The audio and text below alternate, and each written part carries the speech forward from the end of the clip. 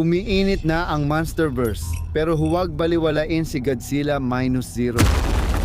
Madaling kalimutan ang paparating na sequel ng Godzilla Minus Isa. Lalo na ngayon, sa dami ng nangyayari sa mundo ng mga halimaw natin.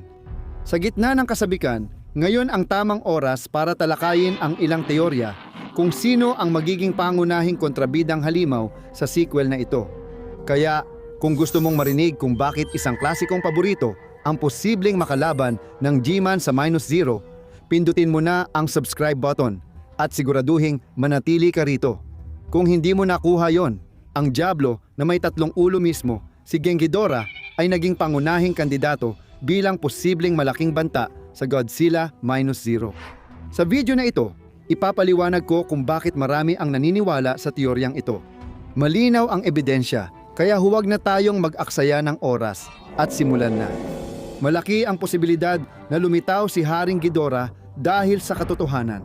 Si Takashi Yamazaki, ang direktor at lumikha ng Godzilla Minus Universe, ay nakatrabaho na ang halimaw noon.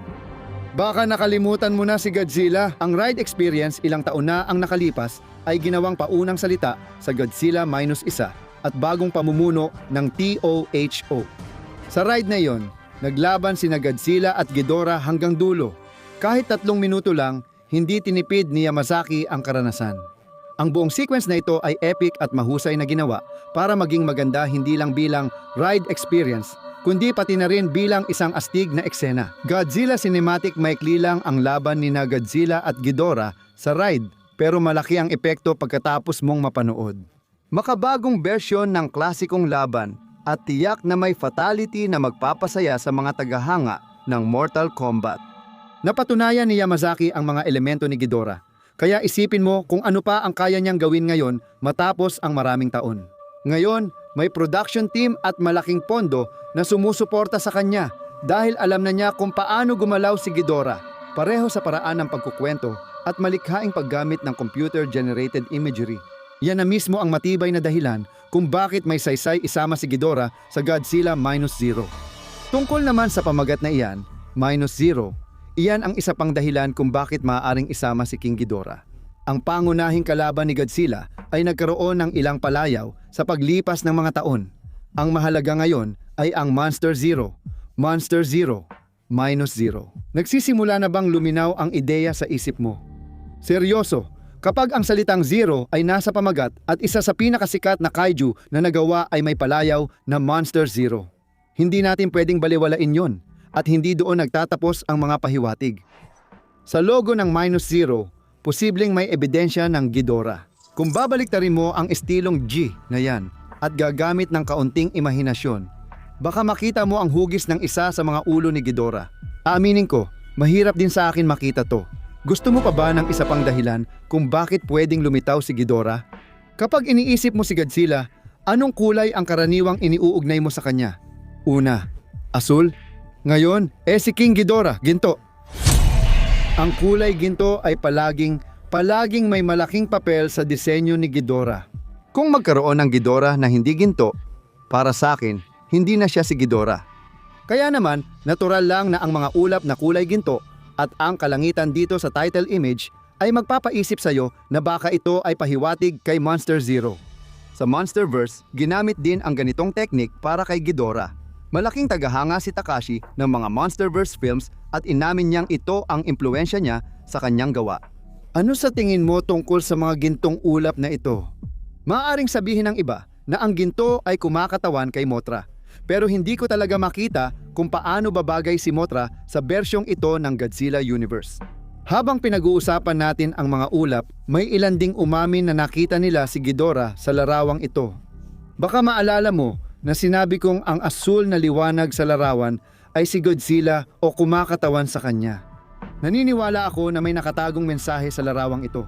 At may ilan na naniniwala na makikita mo ang parang 3 ulo ni Ghidorah sa gitna, kung saan may 3 ulap na umaabot, na halos parang ang 3 ulong halimaw ay nakayuko kay Godzilla. Muli, hindi ko makita, maaaring itong mga ulap na ito, pero hindi ako sigurado. Ipaalam mo sa akin sa mga komento kung sa tingin mo ay mas malinaw mong nakita ito. Medyo pilit ang ilang dahilan. pero hindi dapat baliwalain ang gintong tema, ang salitang zero sa pamagat, at ang karanasan ni Takashi kay King Ghidorah. Ngunit nauuwi lang ito sa tanong, sobra na bang nagagamit si Ghidorah? Hindi maitatanggi na isa ito sa pinaka-iconic na halimaw ni Godzilla, pero dahil dito, madalas din itong nagagamit ng sobra. Sulit pa bang ma-excite kung may bagong bersyon si Ghidorah? Oo, basta tama at makatarungan ang pagkakagawa. Maaaring pinakamahina sa takilya ang King of the Monsters sa Monsterverse, pero hindi kasalanan ni Ghidorah iyon. Hindi ako naniniwala na hindi pupunta ang mga tao para panoorin si Godzilla laban kay Ghidorah dahil lang doon. Pero, ulit, sobra na ba ang paggamit kay Ghidorah? Siguro, pero katulad ng mga magkaribal na koponan sa sports, ang mga laban na yon ang laging pinakahinihintay kahit na madalas silang maglaban. Kaya, sa sinabi ko, paano kaya gagana si Ghidorah sa Minus Universe ni Takashi? Kanina, nabanggit ko na di ko iniisip na gagana si Mothra sa Minusverse. Mukha lang siyang masyadong pantasya para sa kwentong ito, kaya paano maiiwasan yon kay Ghidorah? Nakikita kong mas mahalaga ang papel ng relihiyon dito, lalo na sa sinaunang aspeto. Malaking bahagi ng kultura ang mga dragon sa buong mundo. Kaya maaari nilang gamitin iyon bilang pundasyon ng kwento ni Ghidorah, isang uri ng pinalayang Diyos. At ang ibig kong sabihin, kung may dinosaur mula sa impyerno na gumagala sa mga isla sa unibersong ito, hindi ko makita kung bakit hindi maaaring may mga nakatagong dragon din dito sa kung saan. Hindi rin natin dapat kalimutan na noong 1950s na halos kasabay ng Minusverse, malaking usapin ang tungkol sa mga alien. Kaya maaaring panatilihin nila ang mas alien na pinagmulan ni Ghidorah at bigyan tayo ng kaunting 50s alien invasion na vibes kasama ang halimaw. Astig pakinggan ang mga pinagmulan na ito at pwedeng gumana sa Minusverse habang nire-respeto pa rin ang pinagmulan ng karakter. Ngayon, ipapasa ko na sa inyo ang video na ito, mga kaibigan. Sabihin nyo sa akin kung tingin nyo may laman ang teoryang ito o kung isa lang itong malaking kalokohan. Kamusta ulit mga residente at welcome back sa isa na namang Dangerville or Danger Mail. Wala pa kaming pangalan dito kaya kung may suggestion kayo, sabihin lang sa comments. Ako si Alistair at babasahin ko ang ilang sagot niyo sa tanong. Nandito ba si Ghidorah sa poster na ito at may kinalaman ba ang pamagat na -0 sa Monster Zero? Kung gusto nyong sumali sa ganitong video, i-follow kami sa Twitter sa Dangerville Team at abangan ang mga tanong tulad nito. Ang napakalaking kasagutan sa tanong ay hindi pakiusap, huwag. Ayos lang, naintindihan ko, pero sa ganitong pagbubunyag, huwag maliitin ang oras na ginugol nila sa bawat detalye. Baka may mga pahiwatig na di natin napansin. Sabi ni Asho Grisanti, ayaw nila kay Ghidorah sa pelikula at mas gusto nilang ibang kaiju na sang-ayon ako. Palagi na lang si Ghidorah ang nakikita natin.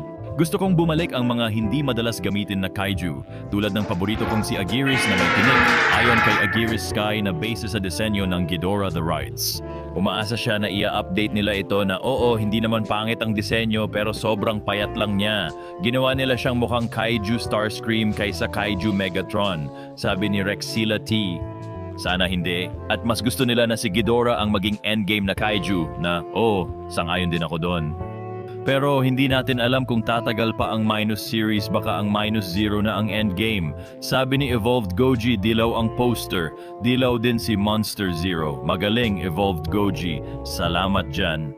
Sa totoo lang, sang-ayon ako sa halos lahat ng sinasabi dito. Pero huwag nating isantabi ang malinaw na pahiwatig na ang poster na ito ay nagpapakita ng higit pa kaysa kay Godzilla lang. Kung ito man ay ang dilaw na ilaw, madilim na ulap, or ang logo, marami pa ring tanong na gusto kong makita kung paano ipapaliwanag. Ako nga pala si Alistair. Balik tayo kay Jacob. Kung nag-enjoy kayo, paki-like at share ang video. Salamat sa pagsama hanggang dulo. Ang galing nyo! Kita tayo ulit. Jacob signing out.